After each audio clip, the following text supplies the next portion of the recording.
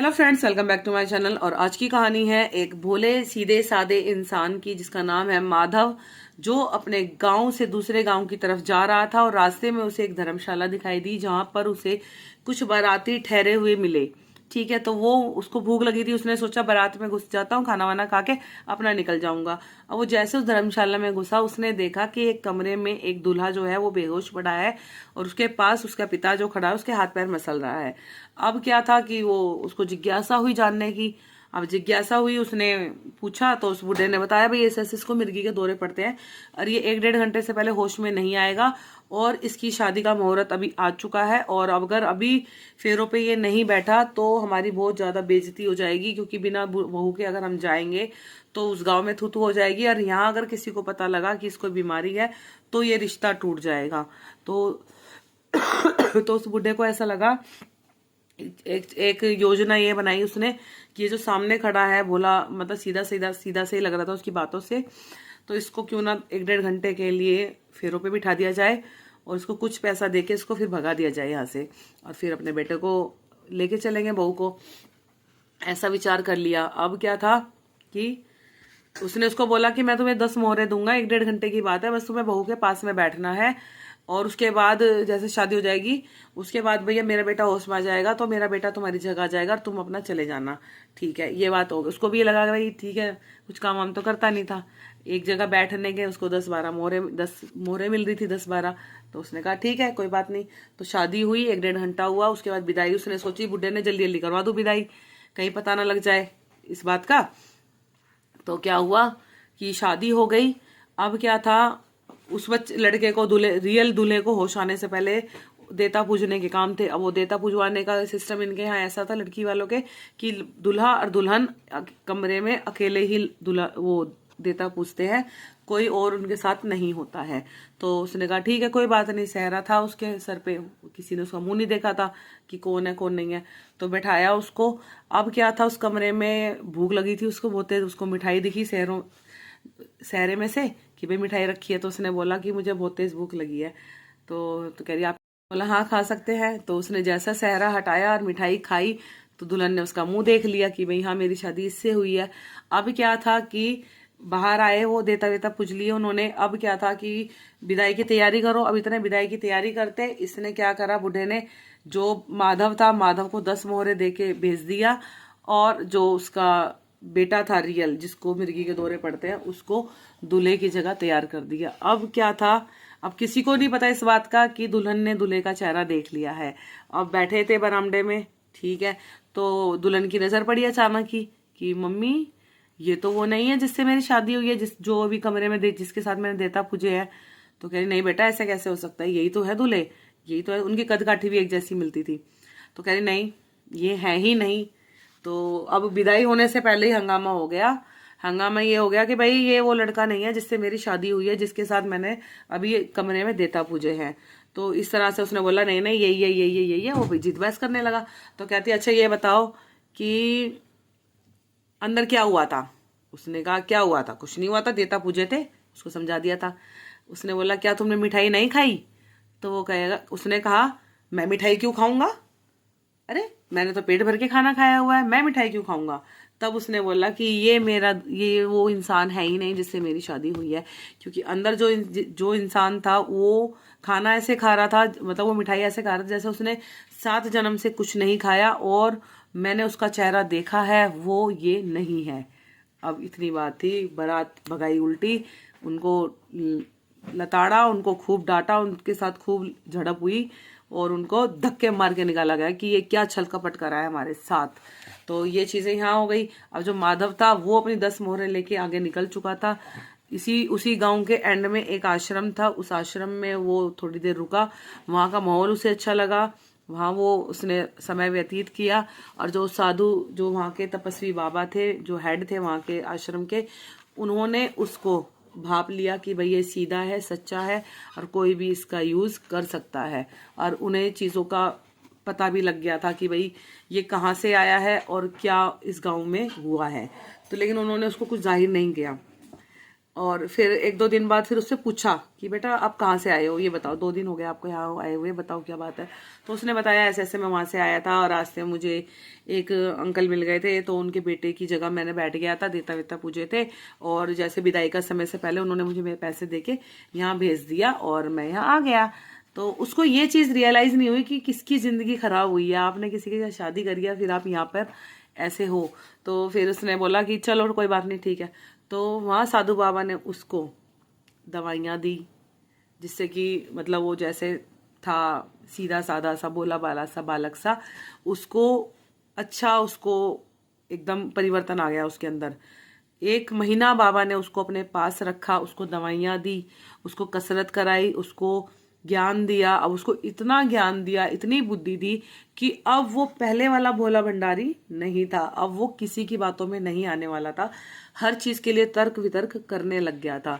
जब बाबा ने देखा कि भैया अब ये लड़का मतलब बिल्कुल ठीक हो चुका है, परफेक्ट हो चुका है, बलशाली हो चुका है पहले से, और अब में इसमें जमीन आसमान का फर्क हो चुका है, तब बाबा ने बोला कि बेटा अब तुम्हारा यहाँ समय काल पूरा हो चुका है, अब तुम्हें अब यहाँ से जाना चाहिए। तो उसने बोला बाबा मैं कहाँ जाऊँ, मेरा तो कोई है भी नहीं, माँ थी माँ गुजर गई, बाप थे बाप बचपन में चले गए, तो अब मैं क्या करूँ। तो उन्होंने बोला बेटा सेठ वो किसान जगन्नाथ की बेटी से तुमने शादी करी है, तुम्हें पता है वो किस हालत में है।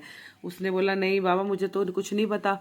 तो उन्होंने बोला बेटा कि वो बहुत तकलीफ में है। तो उसने बोला बाबा वो कैसे तकलीफ में है, उनकी बेटी की तो शादी हो गई थी, वो तो वो अपने ससुराल में रह रही होगी। कह रहा नहीं बेटा वो कोई ससुराल में नहीं रह रही है, तुम वहां से निकल ही आए थे, लेकिन उस लड़की ने उस दूल्हे को जिसको बीमारी थी उससे उसके साथ जाने से इनकार कर दिया, और आज भी वो अकेली ही तुम्हारा इंतजार कर रही है। और उसके माता पिता इतने दुख और तकलीफ में हैं कि जिस जमींदार से उन्होंने शादी के लिए कर्ज लिया था, उस जमींदार ने इनसे कोरे कागज पे साइन करवाकर इनका घर अपने नाम कर लिया, ठीक है, और इनका खेत अपने नाम कर लिया, और आज की डेट में बहुत ज्यादा परेशान है। और अब तुम्हें जाना चाहिए और अपनी बुद्धि का परिचय देकर उन्हें कष्टों से बाहर निकालना है, और अपना एक पति धर्म जो है पत्नी के प्रति वो तुम्हें निभाना है। अब ऐसा कह दिया बाबा ने।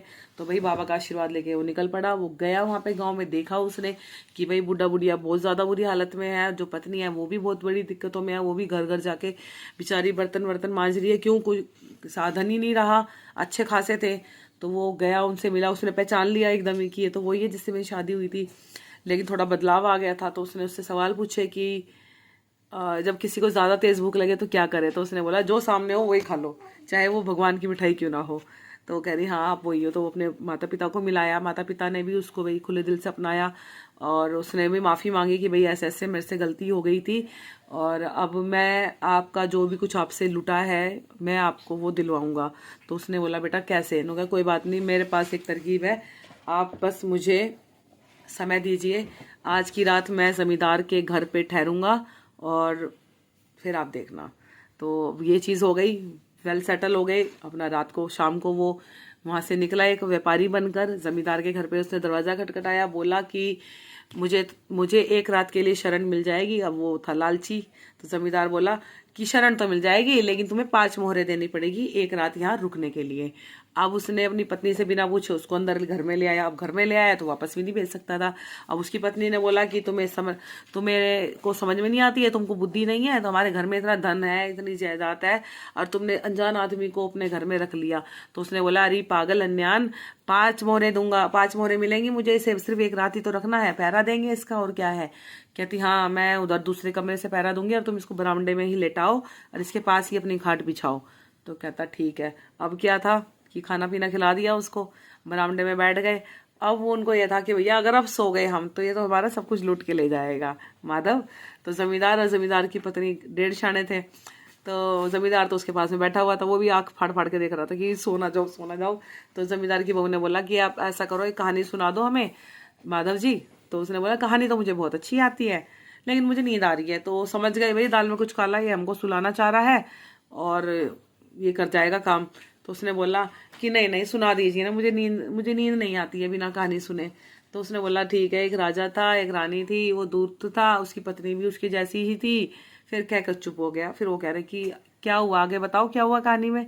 तो वो कहता है कहानी में क्या हुआ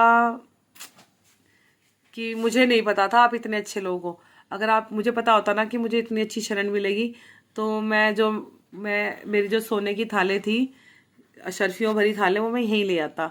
है उनकी आंखें चकाचौंध है, अशर्फियों की थालियाँ कैसे? तो कहता है कि मैं ना एक राजा के यहाँ पे काम करता था, तो मैं अपने घर जा रहा था, मेरी बहन की शादी है, तो उन्होंने मेरी बहन की शादी के लिए 4 थाले दी थी भर के अशर्फियों की। और वो मैं अब रात हो गई थी, तो मैं कहाँ लेके जाता, तो मैंने वहीं समुद्र के पास एक गड्ढा करके वो वहाँ पे दबा दिए हैं। और अब मुझे पता होता कि मैं इतनी अच्छी जगह आ जाऊंगा, तो मैं यहीं ले आता, यहीं वो सेफ हो जाती, सुरक्षित हो जाती। तो उनके मन में आ गया लालच कि भैया 4 थालियां अशर्फियों की मिलेगी, तो अब करा जाए ये काम। तो बस अब उनको ये था कि अब ये सो जाए जल्दी से और हम निकल जाए यहाँ से। तो अब उसको सुलाने के चक्कर में लगे रहे। तो घंटा 1.5 घंटा हुआ, तो भाई उसकी खराटे की आवाज़ आ गई, उसने जानबूझ के खराटे लेने लग गया। तो अब उनको ये लगा कि भैया ये सो गया, तो उसने बोला कि तुम यहीं रहो, मैं जा रहा हूँ। अब रात को ही पति निकल गया लेके फावला, खोदा खादी करने लगा, कुछ नहीं मिला। और सुबह जैसे उसकी पत्नी उठी, वो वहीं लगा हुआ था, वो सोच रहा था मिलेगी मिलेगी मिलेगी, तो वहीं लगा हुआ था खोदा खादी में ही। उसने काफ़ी ज़मीन खोद दी थी। अब उसकी बीवी सुबह उठी, उसकी बीवी ने देखा कि भाई ये तो यहाँ सो रहा है और पति है नहीं यहाँ पे। तो वो उसको भी ये था कि भाई मैं भी जाऊँ जल्दी से पति की मदद करूँ, 4 थाल सोने की शर्फियों की उठाने में दिक्कत होगी, मैं लेके आती हूँ जल्दी से साथ में जाके।